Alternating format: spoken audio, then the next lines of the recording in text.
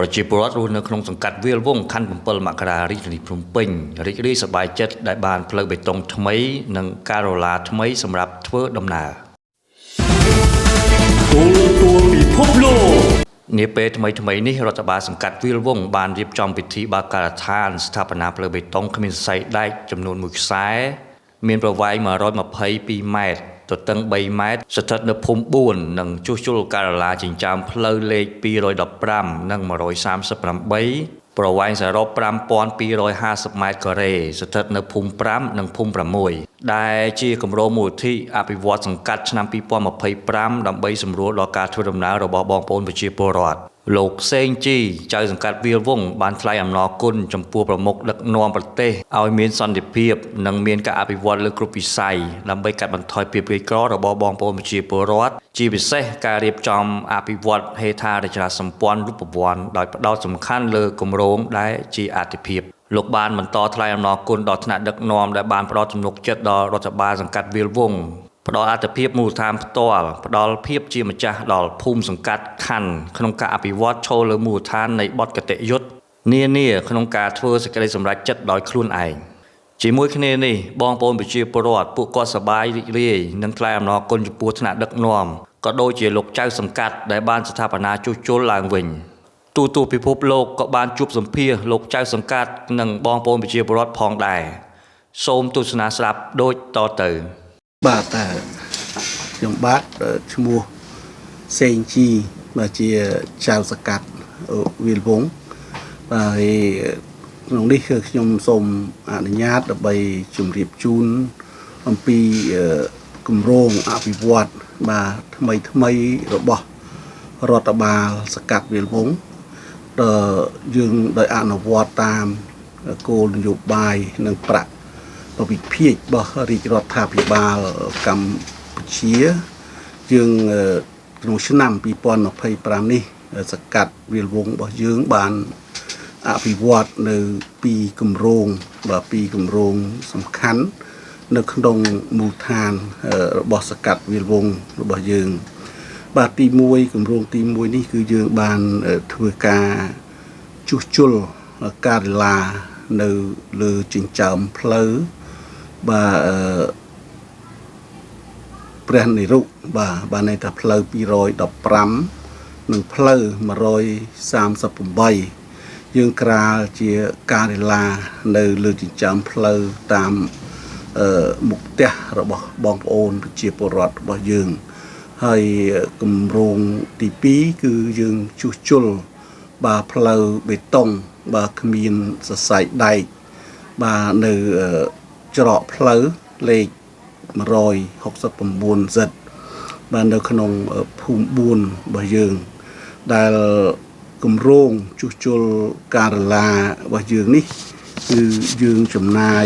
បាទថវិកាយើងមានចំនួន5250ម៉ែត្រ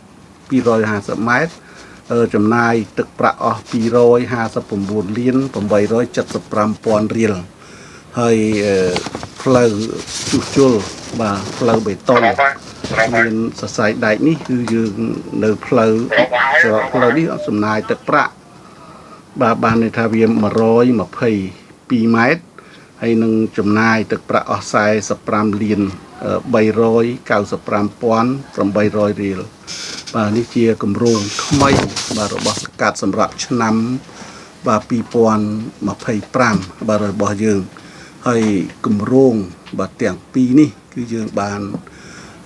អភិវឌ្ឍហើយនឹងយើងបានអនុវត្តបញ្ចប់បាទជាស្ថាពរបាទរួចរាល់ហើយបាទជាការពិតណាស់ក្រោយពីការអភិវឌ្ឍបាទរបស់រដ្ឋបាលសង្កាត់យើងហើយក្នុងនេះក៏ខ្ញុំសូមយកឱកាសដ៏ថ្លៃថ្លានេះដើម្បីជម្រាបជូននិងផ្សព្វផ្សាយដល់បងប្អូនប្រជាពលរដ្ឋយើងព្រោះថាបងប្អូនប្រជាពលរដ្ឋយើងក៏សុទ្ធតែជាម្ចាស់គម្រោងបាទទាំងអស់គ្នាដូច្នេះសូមឲ្យបងប្អូនយើងចូលរួមដើម្បីថែរក្សានៅសមិទ្ធផលដែលយើងកសាងបានហើយសូមឲ្យបងប្អូនយើងចូលរួមក្នុងការថែរក្សា ហើយប្រើប្រាស់បាទចិញ្ចើមផ្លូវដោយសារតែចិញ្ចើមផ្លូវរបស់យើង បើយើងបានរៀបចំជាលក្ខណៈកំណត់ច្បាស់លាស់គឺមានការអនុវត្តឲ្យការប្រើប្រាស់បាទត្រឹម1/3នៃចើមផ្លូវអញ្ចឹងបងប្អូនយើងទី1ចូលរួមអនុវត្តតាមអ្វីដែលជាគំនុះបាទដែលអាជ្ញាធរយើងបានរៀបចំហើយដែលមានគំនុះពណ៌លឿងហើយផ្លូវនេះទៀតសោតក៏យើងមានលក្ខណៈសម្គាល់ទី1គឺយើងមានទីលក្ខណៈថ្មើរជើងសម្រាប់ជនពិការលក្ខណៈថ្មើរជើងសម្រាប់ប្រជាពលរដ្ឋទូទៅនិងមានកំណត់បាទការប្រើប្រាស់របស់ប្រជាពលរដ្ឋនេះជាបញ្ហាសំខាន់បាទសម្រាប់សកាត់យើងរដ្ឋបាលសកាត់របស់យើងអញ្ចឹងសូមឲ្យបងប្អូនយើងចូលរួមអនុវត្តឲ្យបានត្រឹមត្រូវតាមការណែនាំនិងជួយចូលរួមថែរក្សាបាទឲ្យបានល្អសម្រាប់ប្រើប្រាស់យូរអង្វែងបាទរបស់បងប្អូនយើងបាទសូមអរគុណបាទសូមជម្រាបសួរបាទខ្ញុំឈ្មោះអ៊ុំសុខាបាទប្រជាពលរដ្ឋនៅក្នុងសង្កាត់វាលវង្សបាទបានឃើញអាជ្ញាធរសង្កាត់អាជ្ញាធរដែនដីបានរៀបចំសណ្ដាប់ធ្នាប់យ៉ាងល្អ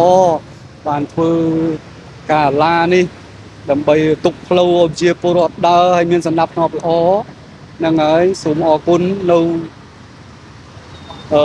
ក្រុមប្រឹក្សាសង្កាត់អីដែលបានរៀបចំសណ្ដាប់ធ្នាប់យ៉ាងដូចនេះបាទខ្ញុំបាទឈ្មោះតារាជាប្រជាពលរដ្ឋដែលបានរស់នៅក្នុងភូមិ6សង្កាត់វាលវង្សខណ្ឌ7មករាមានសេចក្តីសោមនស្សរីករាយដែលបានការិយាថ្មីដែលបានរៀបចំដោយ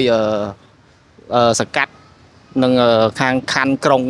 ដែលយើងខ្ញុំរស់នៅបាទហើយមានអារម្មណ៍ថាវាមានសោភ័ណភាពនិងមានភាពស្អាតហើយហ្នឹងហើយជាចុងក្រោយក៏សូមអរគុណដែលបានរាជរដ្ឋាភិបាលដូចជាខណ្ឌសង្កាត់ដែលបានរៀបចំការឡាបានស្អាតជូនពួកយើងខ្ញុំបាទសូមអរគុណ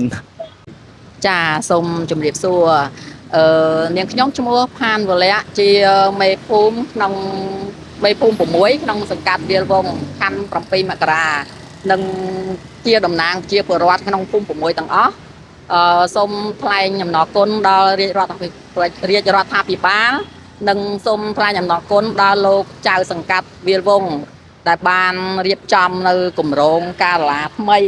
ដែលជាគម្រោងអភិវឌ្ឍរបស់សង្កាត់ក្នុងឆ្នាំ2025អញ្ចឹងប្រជាពលរដ្ឋក្នុងភូមិ6ខ្ញុំគាត់មានអារម្មណ៍ថាសប្បាយរីករាយដោយសារឯបានដូចថាការិយាពីមុនគាត់មានដែរតែវាដូចថាចាស់ទ្រោមឥឡូវបានគម្រោងសង្កាត់បានរៀបចំជាគម្រោងអភិវឌ្ឍថ្មីហ្នឹងអញ្ចឹងមើលទៅឃើញសភាពក្នុងការគាត់លក់ដូរក៏រៀបចំបានល្អក្នុងការធ្វើដំណើរគាត់មានដូចថាមានផលលំបាកអីទៀតចាអញ្ចឹងនាងខ្ញុំតំណាងឲ្យជាពលរដ្ឋក្នុងភូមិ6ទាំងអស់មានតែការសូមថ្លែងអំណរគុណដល់រាជរដ្ឋាភិបាលលោកចៅសង្កាត់ចាដែលគាត់បានរៀបចំនិងធ្វើស្អាតនៅក្នុងភូមិមានការអភិវឌ្ឍបានល្អចាសូមអរគុណចា